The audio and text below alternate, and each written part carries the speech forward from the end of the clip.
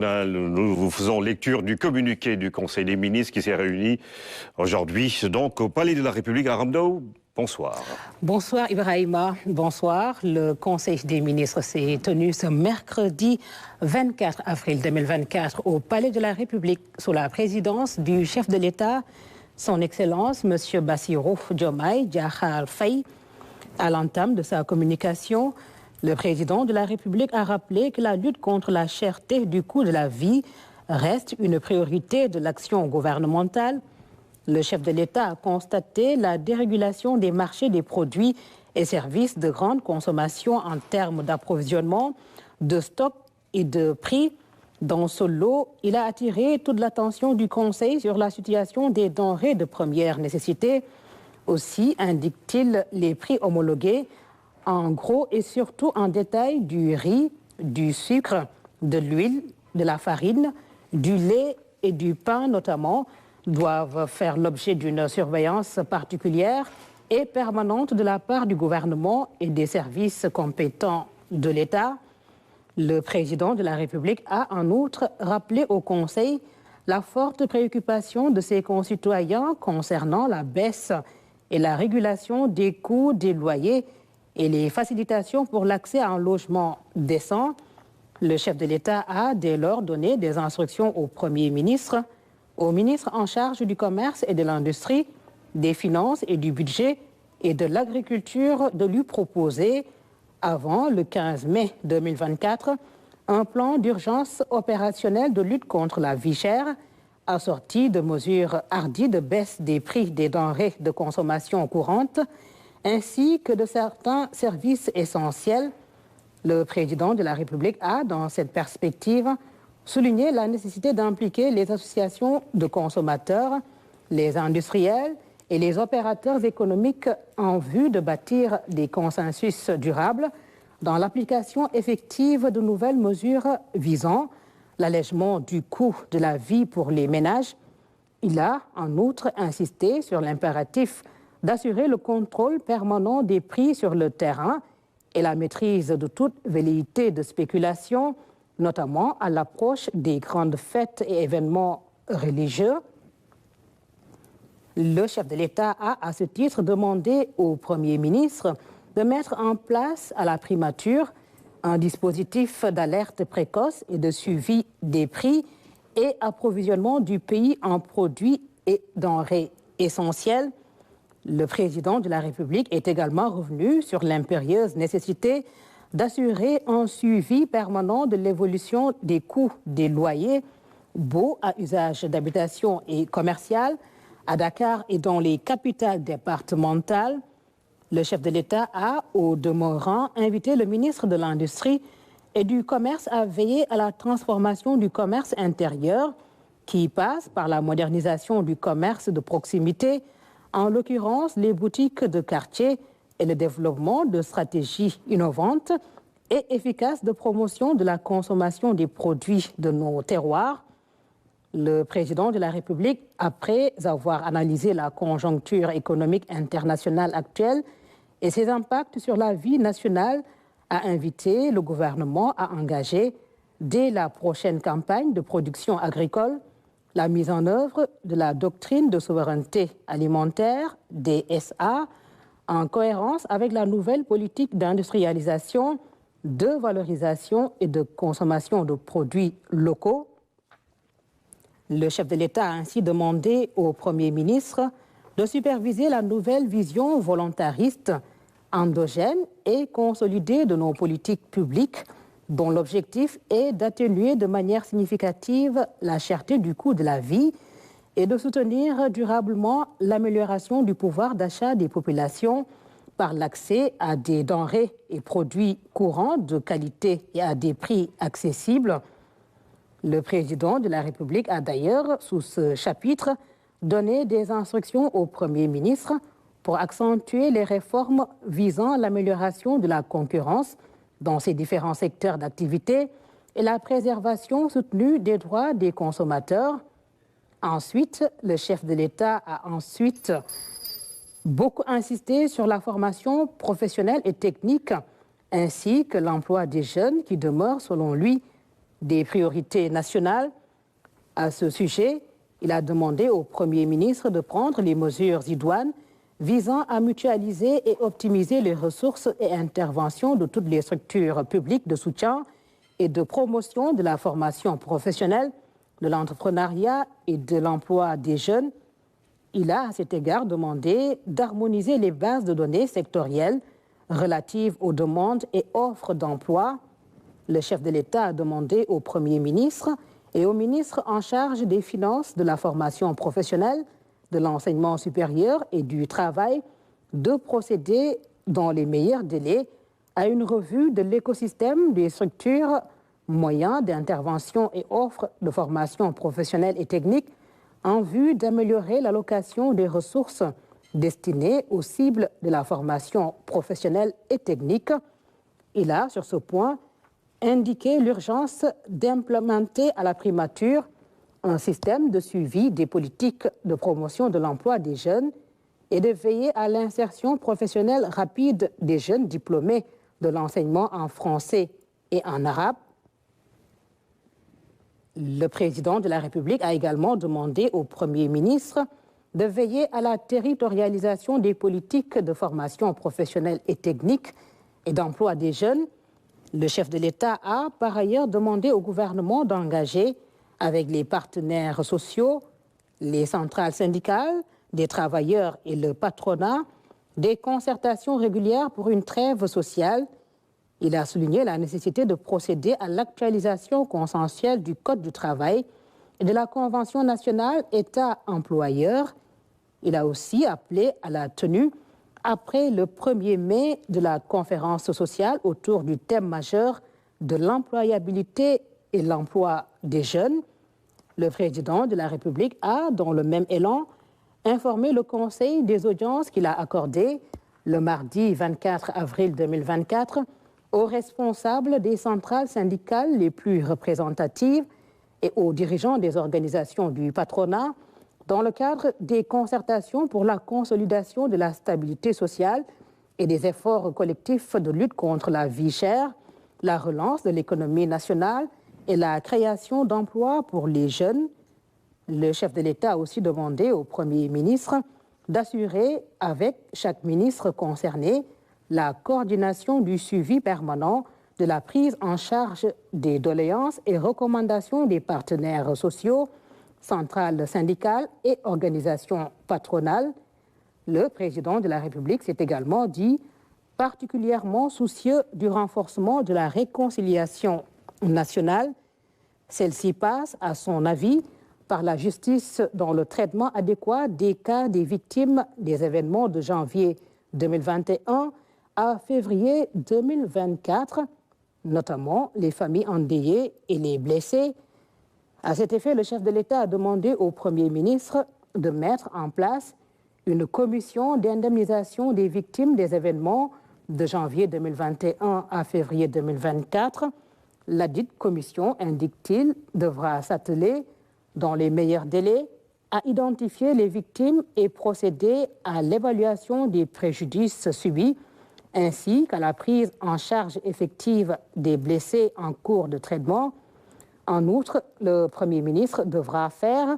avec les ministres concernés, le point sur l'état d'avancement de ce dossier prioritaire dans les 15 jours en Conseil des ministres.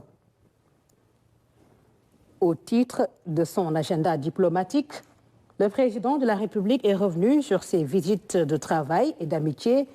effectuées en République islamique de Mauritanie et en République de Gambie, successivement les 18 et 20 avril 2024. Le chef de l'État a remercié les présidents Mohamed Ould Cheikh El Razouani et Adama Barrow pour l'accueil exceptionnel et l'hospitalité généreuse qui lui ont été réservés, ainsi qu'aux délégations qui l'accompagnent dans ces deux pays frères. Les travaux très fructueux de l'étape de Nouakchott, a informé le président de la République, ont porté notamment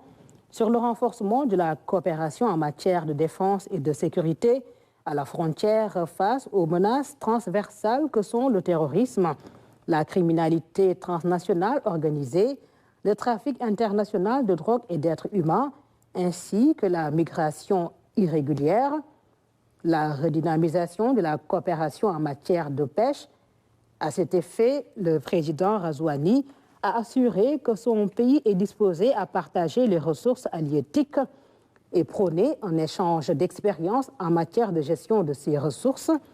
Il a également invité les deux pays à une surveillance maritime commune renforcée pour faire face aux bateaux pilleurs. Le retard noté dans les travaux d'exécution du pont de Rosso, chaque partie étant invitée à lever les goulots d'étranglement. La coopération en matière d'énergie, l'accent a été mis sur le retard de 28 mois des travaux de GTA et la nécessité de constituer un seul bloc uni face à l'opérateur BP pour ne pas décevoir les attentes des populations. S'agissant de l'étape de la Gambie, le chef de l'État a informé le Conseil que ces entretiens très fructueux en tête-à-tête avec le président Adama Barrow ont porté dans tous les domaines de la coopération pour un accent particulier sur la défense et la sécurité, un domaine dans lequel le Sénégal continuera d'appuyer la Gambie dans sa quête de stabilité. Le renforcement de la lutte contre les actes criminels de coupe et de trafic illicite de bois qui continuent de détruire les forêts respectives des deux pays, la coopération dans le domaine de la pêche, les concertations en vue de consolider les acquis, notamment en termes de facilités accordées aux pêcheurs des deux pays, seront poursuivies. La libre circulation des personnes et des biens, les transports terrestres, aériens et maritimes qui feront l'objet d'un suivi permanent, la hausse de la taxe du ciment en provenance du Sénégal, dont la mesure a été suspendue en attendant la circulaire qui devrait être signée pour la rapporter. Enfin, le président de la République a évoqué l'audience qu'il a accordée à M. Charles Michel, président du Conseil européen, le lundi 22 avril 2024. Dans sa communication au Conseil, le Premier ministre a fait part de l'audience qu'il a accordée à son Excellence Mohamed Julde Diallo, vice-président de la Sierra Leone, le lundi 22 avril 2024, sur instruction de Monsieur le Président de la République. Ensemble, ils ont procédé à la revue des principaux axes de la coopération entre le Sénégal et la Sierra Leone. Ils ont également échangé sur les voies et moyens de sa redynamisation en vue d'offrir plus d'opportunités au secteur privé des deux pays. À cet effet, ils ont convenu de proposer aux deux présidents de la Sierra Leone et du Sénégal la tenue d'une commission mixte avant la fin de l'année 2024. Le Premier ministre a également informé de la conception d'un projet de nouveau référentiel du dialogue social, conforté par les riches échanges tenus respectivement avec les organisations syndicales représentatives et patronales sous la houlette de Monsieur le Président de la République. Ces travaux aboutiront à une gamme de mesures devant permettre une baisse conjoncturelle du prix de denrées de première nécessité et un canevas pour la refondation du dialogue social prenant en compte notamment l'équité salariale, les engagements du gouvernement, la sécurité des emplois et les droits et devoirs syndicaux, conformément aux directives de Monsieur le Président de la République, formulées à l'occasion de la réunion du Conseil des ministres du mardi 9 avril 2024 pour la mise en place effective et rapide des cabinets ministériels et la proposition pour chaque ministère d'une nouvelle organisation rationalisée, ainsi que des nominations conformes d'une part à la réglementation en vigueur et d'autre part aux objectifs sectoriels validés. Le Premier ministre a annoncé la mise à disposition des ministres et secrétaires d'État dès ce jeudi de 3 circulaires. Une circulaire relative à la composition des cabinets des ministres et secrétaires d'État pour rappeler les règles relatives à la constitution des cabinets des ministres et secrétaires d'État ainsi qu'aux fonctions et conditions de nomination de leurs membres. Une circulaire relative aux relations entre les ministres et secrétaires d'État pour préciser les dites relations en vue d'éviter d'éventuels conflits et dysfonctionnements afin d'instaurer au sein du département ministériel une plus grande cohésion et une meilleure cohérence de l'action gouvernementale, une circulaire relative à l'organisation du travail gouvernemental pour rappeler l'importance de l'organisation et de la méthode dans l'efficacité du travail gouvernemental, programmation, organisation, coordination, contrôle et suivi, évaluation des politiques, projets et programmes.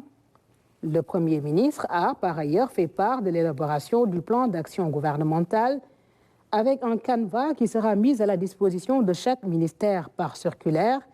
Cette dernière précisera les actions les plus urgentes à exécuter par les ministères avant le 10 juin 2024, en tenant compte des allocations budgétaires inscrites dans la loi de finances initiale 2024, les actions prioritaires au titre du second semestre de l'année en cours, ainsi que les ressources budgétaires nécessaires, les programmes et projets à l'horizon 2029. L'ensemble de ces informations mises en cohérence sera la trame de la déclaration de politique générale que le Premier ministre présentera à l'Assemblée nationale. S'agissant du travail d'élaboration du document de référence en matière de politique économique et sociale, le projet, le Premier ministre a affirmé qu'il portera exclusivement le sceau de l'expertise sénégalaise et sera achevé au troisième trimestre de l'année 2024. À cet effet, un comité technique restreint sera mis en place à la primature. Cette instance sera composée notamment des ministres en charge du plan, des finances, de l'industrie, de la souveraineté alimentaire, de l'emploi, de la transformation du secteur public et du bureau organisation et méthode BOM. À l'issue des travaux, poursuit le Premier ministre, le cadre de référence pour la matérialisation de la vision de Monsieur le Président de la République pour un Sénégal souverain, juste et prospère à travers la conception de programmes et projets de transformation systémique sera soumis à la validation du chef de l'État avant la fin du troisième trimestre de l'année 2024. La première phase du plan d'action pluriannuel du projet sera inscrite, précise-t-il, dans le projet de loi de finances initiale 2025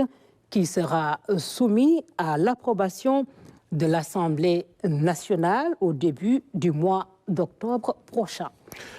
Et au titre des communications des ministres. Le ministre de l'Enseignement supérieur, de la Recherche et de l'Innovation a fait une communication sur la situation de l'enseignement supérieur et de la recherche. Le ministre des Pêches, des Infrastructures maritimes et portuaires a fait une communication sur la procédure de sélection d'un opérateur pour l'exploitation des chantiers navals de Dakar. Le ministre de la Famille et des Solidarités a fait une communication sur le lancement du projet de résilience et de développement communautaire de la vallée du fleuve Sénégal, PRDC-VFS, financé par la Banque mondiale.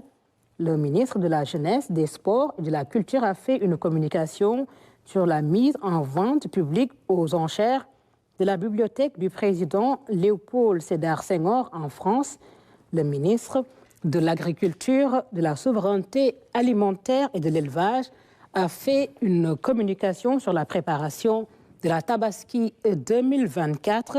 le bilan de la campagne agricole 2023 et la préparation de la campagne agricole 2024-2025. C'était donc là, Madame